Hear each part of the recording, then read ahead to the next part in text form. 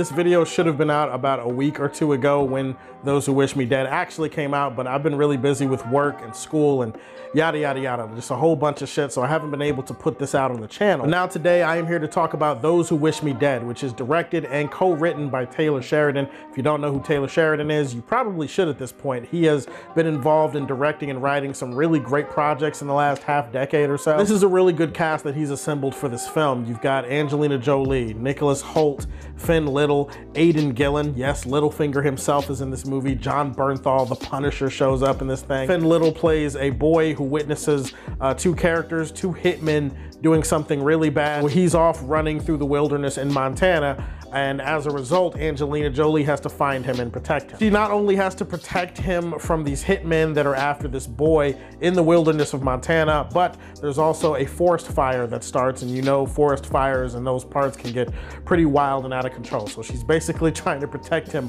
on two fronts, and that is the movie. Anybody who knows me knows that I'm a big Taylor Sheridan fan. I'm a fan of him as a director. I'm also a fan of him as far as a screenplay writer. I've said consistently before, he's one of the most talented writers working in Hollywood today. The talent of the cast involved told me that this was definitely going to be a movie to look out for, and there are definitely some positives to take away here. For one thing, it's not enough to say this movie is well cast, because you can have a well cast movie, but then you can have like actors and actresses in the movie that are like going through the motions and acting like they don't really give a shit about being there. Luckily, that is not the case in this movie. I think all of the actors, actresses, everybody involved give really good performances, even if they're not given a lot of material or a lot of screen time or a lot of backstory or whatever. They're still really, really good. Angelina Jolie, Jon Bernthal are probably the two standouts, although I do want to give credit to Finn Little. As far as like the emotional range that he shows in this movie, I came away maybe the most impressed with him, but I would probably say from a character standpoint, Jon Bernthal and Angelina Jolie are definitely the standout. The direction is really good. Taylor Sheridan knows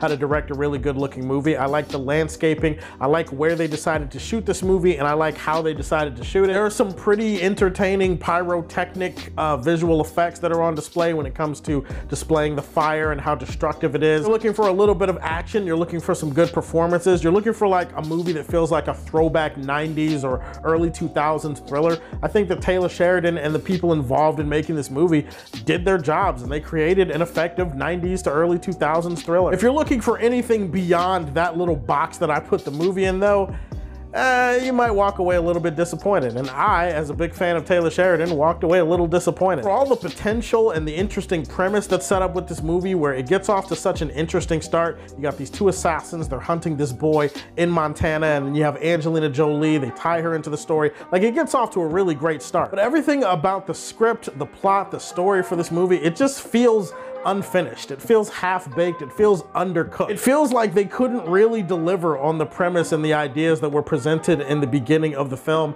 and everything just kind of fizzled out the longer that you watch this movie. As an example, like imagine if you're going to Olive Garden. What do you expect when you go to Olive Garden? You expect some really good Italian shit. Imagine you go to Olive Garden and they show you the menu and you see all this really good Italian food. Halfway through reading it, they take away your menu. They're like, oh, well, we don't have any of that, but we do have the McDonald's dollar menu. You're sitting there like, what the fuck, bro? I came to Olive Garden. If I wanted to go to McDonald's, I would have just gone to McDonald's.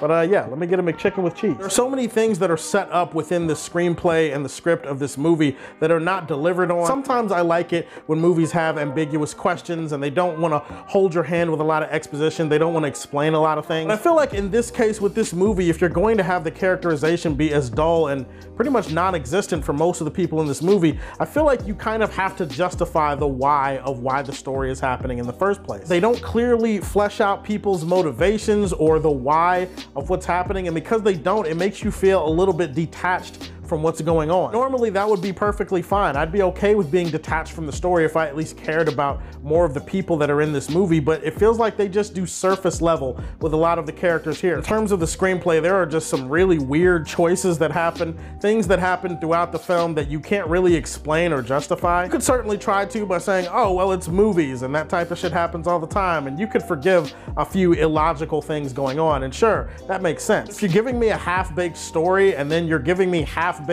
and underwritten characters, then it makes me focus on the writing within the scenarios in the movie a little bit more, and because of that, there are some things that just flat out don't make any sense at a certain point in this movie. You're just supposed to, kind of like Wonder Woman 84, you're just supposed to go with it and just accept that it's happening and not question it. But as a movie, I can't really highly recommend this one, and honestly, I don't know if I'm ever going to revisit it. It's one of those disposable type of thrillers, not really a memorable one, you know what I mean? Those Who Wish Me Dead was just kind of an all right movie. This one is gonna be put in the Fortress of Solitude. Tell me what you thought about Those Who Wish Me Dead, and if you're enjoying the HBO Max and theater simultaneous release thing this year. Let me know what your thoughts on that are in the comment section down below. Please like and subscribe to the Superfan Show, and if you like what you see, tell me how you feel, and stay tuned to hear more from the Man of Steel.